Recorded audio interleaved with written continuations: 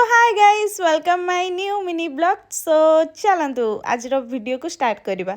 सो एबे आसिक टाइम हो गलानी राति 8टा तो आम बाहर की पलि आसलु पटिया रोड बिकज मो गुलुंकर रील शूट करार थिला इंस्टाग्राम थार रे।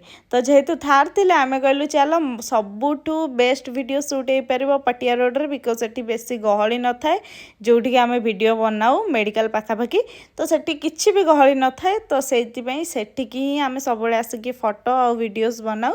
तो गुलुंकर ये वीडियो एमती किसी बनाई आपड़ से वीडियो एंड रे देखिपारे केमती वीडियो मुझे एडिट कर देती। तापर ये आम खावाई बापूजी नगर पलि आसलु फास्टफुड ये आम सब खाऊ फास्टफुड गुलुंगर मोर तो नान आ चिली चिकेन चिली मशरूम आ मोपाई गोटे ओआरएस बिकज मो पेट टिके भल लगुनला गरम हो जाता तो से अनप्लान थिला तो किसी भी प्लान नाला जेहेतु आम सडनली मूवी देखा पलि आसलु जोटा कि नुआ हॉरर मूवी रिलीज होती जो मैंने देखी सारी से मत कमेंट बॉक्स में जनातु जे आपण मानक यही हॉरर मूवी केमी लगे।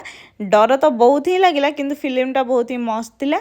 तो आसु आसु टाइम हो जाता गोटे तो 3-4 दिन है मूवी देखिकी सबकि मूवी देखी सारापर जो लेट नाइट रे घर को फेरुची मो मुंडा और आखि तल केमती डार्क सर्कल होती देखिपे।